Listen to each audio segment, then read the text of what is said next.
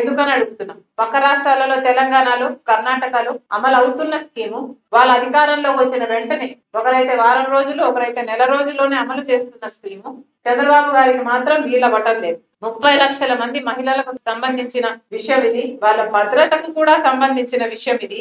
నెలకు దాదాపు 450 కోట్లు ఖర్చు అయ్యే స్కీమ్ ఇది. ఇంకా 5 నెలలు నెక్స్ట్ బడ్జెట్ వచ్చేంత వరకు 5 నెలలు వేసుకున్నా కూడా కనీసం దాదాపుగా 4,000 కోట్లు, 2,000 కోట్లు ఖర్చు అయ్యే స్కీమ్ ఇది.